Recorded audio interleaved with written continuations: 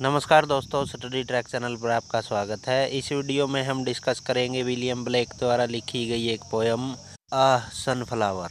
इस पोयम को शुरू करने से पहले मैं आपको इस पोयम से संबंधित जानकारी दे दूं, जिससे आपको यह पोयम अच्छे से समझ में आ सके। इस पोयम का टाइटल है सनफ्लावर। इसमें कवि विलियम ब्लेक सूरजमुखी के फूल के बारे में बताता है। इस पोयम को 1794 में सॉन्ग्स ऑफ एक्सपीरियंस नाम के पोइट्री कलेक्शन में पब्लिश किया गया।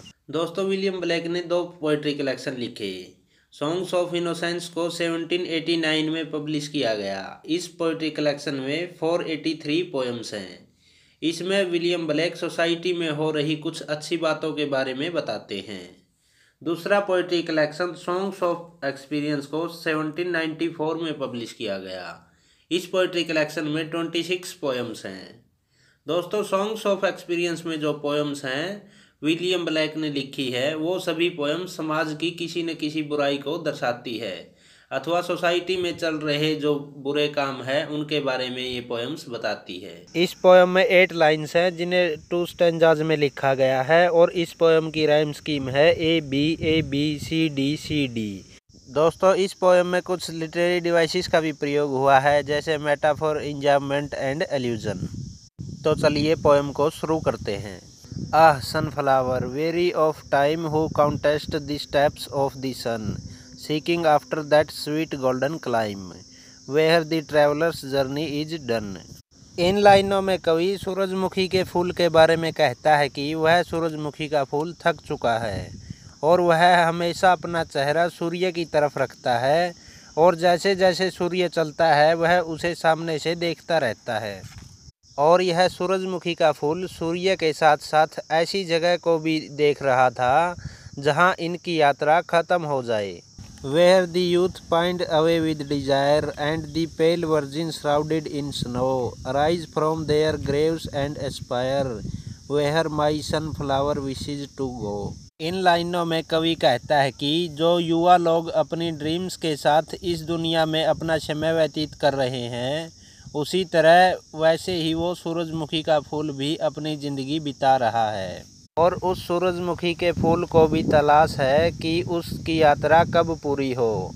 और जो इस धरती पर बिना शादी किए हुए महिलाएं हैं, वो ऐसा लगता है जैसे बर्फ़ उनके चारों ओर लिपटी हुई है या उन पर बर्फ़ का कफन ढक रखा है, और वो लोग अपनी कब्रों से उठकर अपनी अगली यात्रा पर चले जाते हैं, जहाँ पर वह सूरजमुखी का फूल जाना चाहता है। दोस्तों, यह पोयम सूरजमुखी के फूल और सूर्य के साथ चलने की उसकी गति को प्रस्तुत करती है, और सूरजमुखी की इच्छा उस स्थान पर जाने की है जिस जगह पर कवि ने डिवाइन लाइफ या फिर लाइफ ऑफ फ्रीडम के बारे में बताया है। इस पोयम में कवि विलियम ब्लेक डिवाइन लाइफ की इच्छा की प्रस्तुति करता है। कवि ने सूरजमुखी को यह दिखाने के लिए लिया है कि यह एक यूटोपिया है जहां अच्छी जलवायु होती है और वह सूरजमुखी का फूल वहां मौजूद है।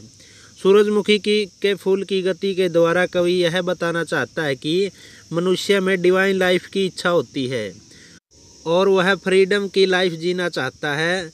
इसीलिए यही कारण है कि नौजवान लोग स्वर्ग का सपना देखते हैं, और यहाँ तक कि कुंवारी लड़कियाँ भी उस सपने को देखती है कि वह भी स्वर्ग में जाएं। और जिस प्रकार मरने के बाद लोग अपनी कब्रों से उठकर स्वर्ग की ओर जाते हैं, इसलिए कवि यह तर्क देता है कि सूरजमुखी का फूल भी उसी जगह पर जाना चाहता है जहाँ लोग मरने के बाद जाते हैं, अथवा हेवन में वह सूरजमुखी का फूल जाना चाहता है। इसी के साथ हमारी यह पोएम कंप्लीट होती है। यदि आपको पोएम अच्छी लगी हो तो लाइक, शेयर, कमेंट ज़रूर करें, और ऐसी ही स्टडी रिलेटेड वीडियोज़ को देखने के लिए स्टडी ट्रैक चैनल को सब्सक्राइब कर लें। साथ ही बेल आइकन को भी ऑन कर दें, जिससे हमारी आने वाली वीडियोज़ का नोटिफिकेशन आपको मिल सके। धन्यवाद।